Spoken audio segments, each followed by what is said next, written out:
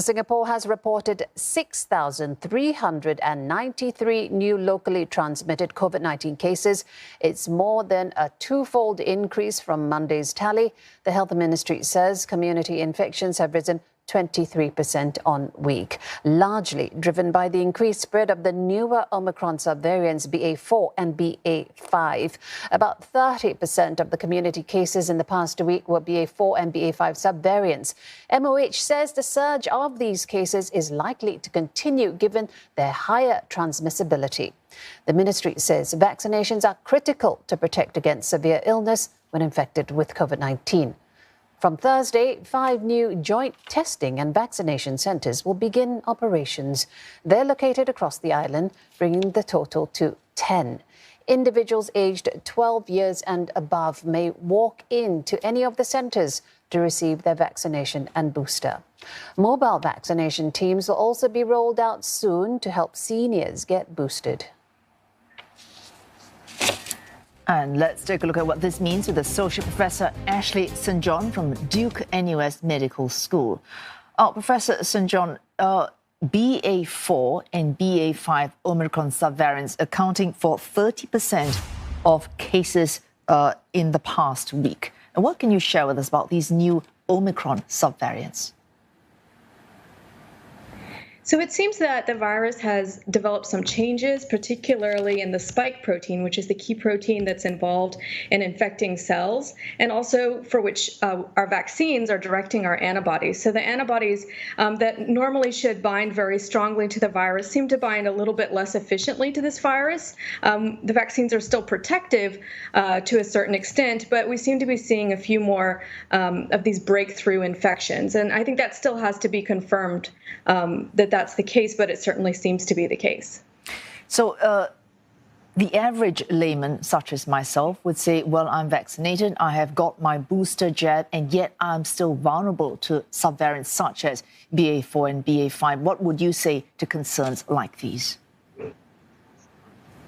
So that's a reasonable concern. I think we are seeing that the vaccine-induced protection can wane a bit over time, but I think it's important to remember that we see a very strong protection from hospitalization, a strong protection from symptomatic disease, and also from severe disease. So vaccines, even at baseline, are giving us some protection. And what we're trying to do with boosters is to really as it says, boost that protection, give us a surge in antibodies as we might be coming in contact with some of these new variants. Currently, the public health message is for those aged above 70 in Singapore, and particularly above the age of 80 as well, to make sure that they are up to date with their booster jabs. But for younger people, should they be actively encouraged at this point to get a booster before we get another round of possibly something more transmissible and possibly more deadly than, say, BA.4 or BA.5? Certainly, I think that the first booster that's available to all of those who've been vaccinated so far can be protective. We know that our antibodies do wane over time, and that this can give us that surge in protection, as I mentioned. Of course, those who are in the age categories above 60 and even now above 50 can possibly benefit from a second booster. And this is really just to give those who are at those high-risk categories that added protection in the case of the circulating viruses. All right, and this is a practical question. So for many of us who have got our boosters, someone like me, for example, I have no idea at which point the effect of my booster has worn out. Would it make sense in terms of public health messaging to tell people there is an expiry date on your booster status? So after that date or before then, make sure you get your booster jab.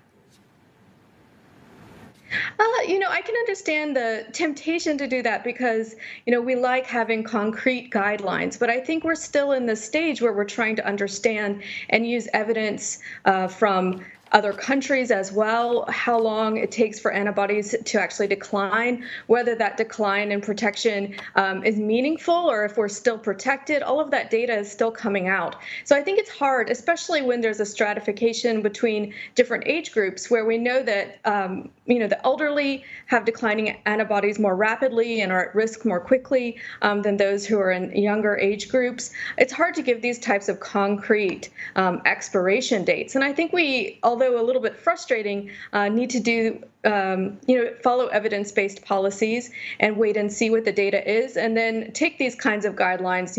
One is available for your age group now, and I think this is probably the best strategy because it's very difficult to predict going forward what the best strategy will be. Maybe in the face of new variants that may emerge. And thanks for that, Associate Professor Ashley St. John from the Duke-NUS Medical School.